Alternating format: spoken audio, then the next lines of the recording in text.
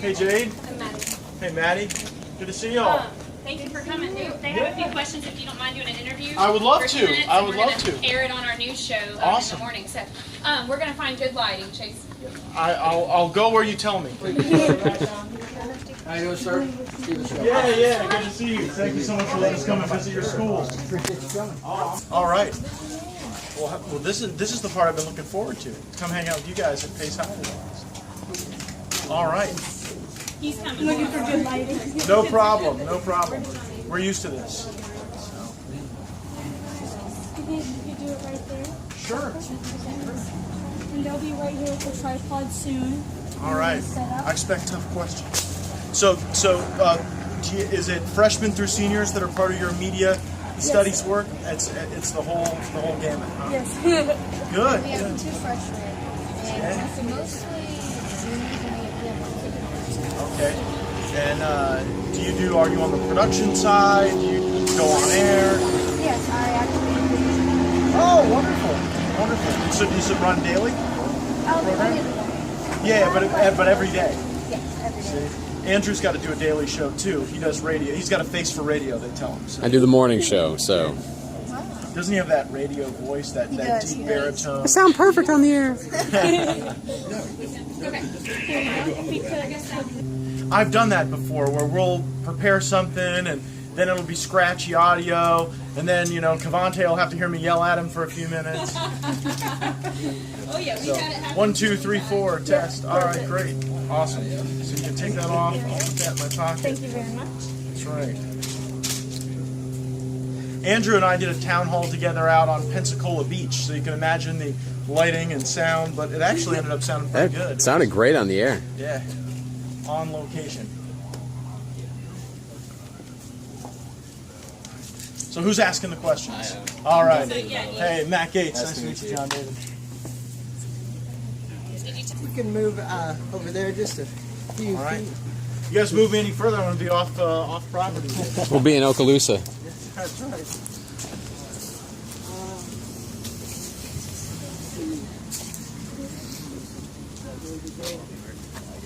Maybe over there, get the field, the grass, and the trees. Just don't point me directly into the sun. Right. Yeah. Yeah. My mother saw me on air recently, and she said, "You've got to go on a diet." And I said, "Mom, the camera adds 10 pounds." It does. And she asked, "Well, how many were pointed at you?" Only a mother. Only a mother, right? All right. Mind your way, Cavante. Oh, no, you're fine. All right. We don't want like the Robert Durst moment where I go to the bathroom and admit to murder. You guys remember that? I killed them all. Got me? 1, 2, 3. Yes, sir. All right, you're ready. So what difference are you making as you're in office right now? Well, here in Northwest Florida, we have such a connection to the military, to military families and military veterans. You almost can't go on any street in any community in my district without seeing a home that is impacted by military service. I serve on the Armed Services Committee, and so my job is to make sure that in Northwest Florida, we are the most attractive home for even more military mission. That not only is culturally important to us, but it's economically important to us. More than half of the economy in Northwest Florida is tied to the military, so I make the case each and every day to bring more of a training mission, more of a testing and research mission to Northwest Florida so that we as a community can make a greater contribution to our nation's defense. All right. So do you plan on achieving a higher role in politics in like the future? Also, these are the tough questions now. I tell you what, in politics, I think one of the real problems is that folks are always worried about the next election rather than the next generation. And it's frustrating sometimes to see people so wrapped up in votes and less focused on the substantive changes to public policy that can improve quality of life for people. I was just elected in 2016, and my focus now is not on the next office I would run for or even my own re-election. My focus is on real substantive changes that we have to make to save the country, to double down on our constitutional principles, to balance the budget, and to ensure that we protect the nation in the face of some of the greatest threats that Earth has ever seen.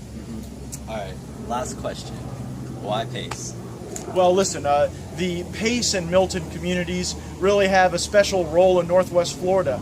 We've got folks here who are regular folks who go to work every day and expect there to be rules they can follow to advance the interests of their families and of their community. And so I wanted to come to Pace High School early in my term in office to interact with the teachers and the principal and the leadership, but also the students to see, what are some of the things on the minds of students. Are students focused on the threats that we face in the world, whether it's challenges in North Korea or the complex relationship we have with Russia? When we see what's going on in the Middle East, are students here looking at that as having a direct connection to the work that we do in Northwest Florida? I'm also here at Pace High School because I am very concerned about the generational theft that is happening right now in our country. We are $20 trillion in debt. If we don't make major changes, we will be $28 trillion in debt in the next 10 years. And so that is today's generation stealing from the generations to come. And I'm eager to see what the thoughts are here at Pace High School about what we can do to make sure that we preserve the greatness of this country, not just for today and tomorrow, but for generations to come. That's awesome. Great, thank you. Thank you.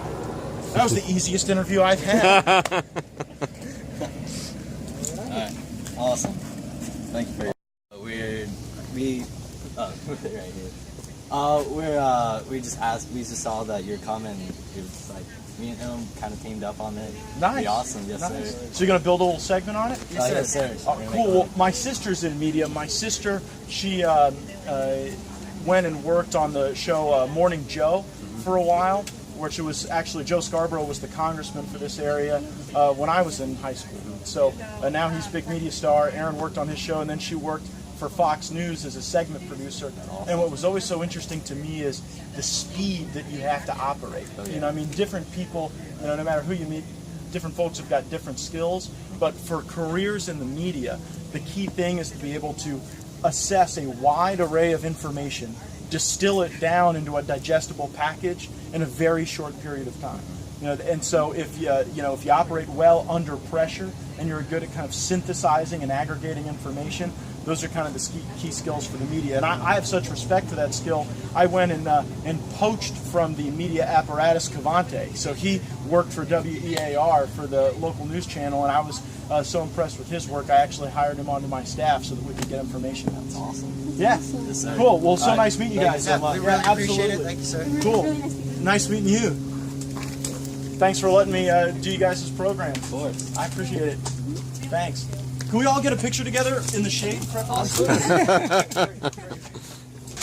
Now you look all official too. I've got my Open Gates Day in Walton County coming up this next Tuesday, and I'm trying to convince my staff I want to do the next one in Navarre. After that, I haven't had an Open Gates Day in Navarre yet. Yeah, you definitely should. Yeah. I've got a very special connection to the people of Navarre. When I first ran for office, I lost my home county by 99 votes, and I was only elected state representative because the folks in Navarre had a very favorable view of me when they cast their ballots. There's quite a few people who are big fans. Well, I'm very lucky. I've never forgotten that it was Navarre that put me in office. Alright. So what's your name and what is your role in politics? My name's Matt Gaetz. I'm the congressman for Florida's 1st congressional district that goes from Perdido Key to Bonifay, and I'm sitting here in the principal's office, which when I was in high school was typically bad news. So I guess it takes getting elected to Congress to be in the principal's office under better terms. Alright, how did you become so successful at an early age? Well, I think that youth is a real advantage in politics and in public service because young people have energy and ideas and a real stake in the outcomes that we have in government. If government grows too much, borrows too much, it'll be young people and their children and grandchildren who are having to repay for bad decisions of the current generation. And so I think that no matter how old folks are today, they want to see young people step forward and fight for a better future for everyone. That's awesome. Let's see. What strived you to be in politics even at an early age or even today? Well, I got involved in politics because in my local city where I just bought my first house, they wanted to raise property taxes. And, I had to really squeeze to be able to make that mortgage payment. So if taxes went up, that was going to be bad news for me.